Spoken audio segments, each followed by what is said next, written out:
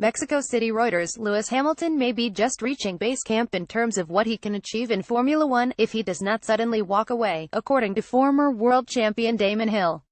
October 22, 2017, Austin, Texas, USA. Mercedes driver Lewis Hamilton, 44, of Great Britain, celebrates winning the United States Grand Prix at Circuit of the Americas.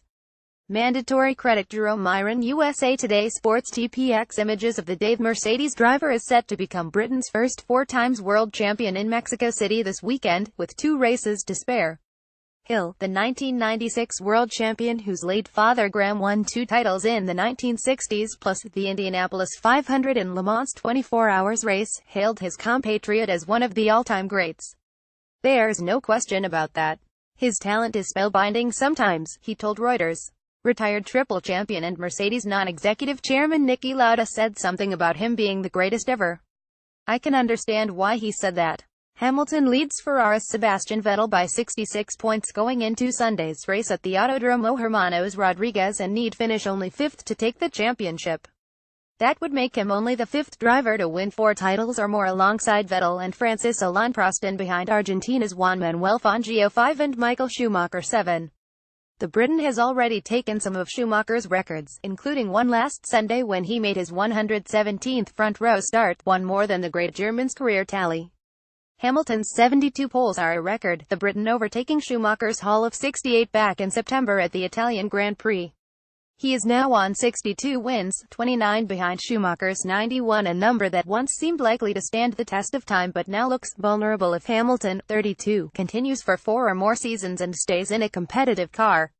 Asked how many titles he felt Hamilton could end up with, Hill laughed. "Well, he's going to end up with 4, that's a definite. Barring extraordinary circumstances. I think I might have said 3 was base camp, now maybe 4 is. I don't know," he declared. "I don't get the sense he's made himself a target of beating Michael Schumacher's record.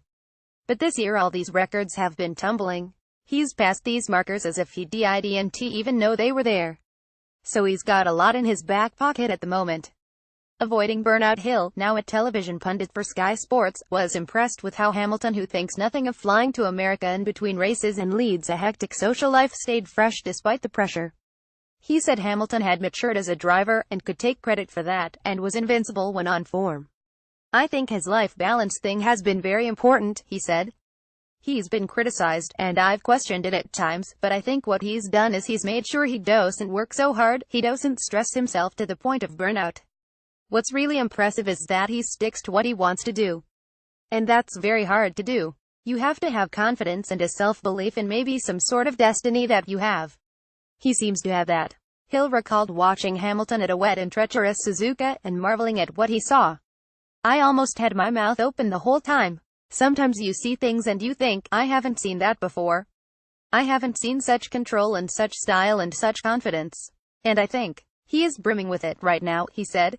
Such is Hamilton's mercurial nature and unpredictability, however, that Hill felt it could also all end as abruptly as 2016 champion Nico Rosberg's sudden retirement at the end of last season.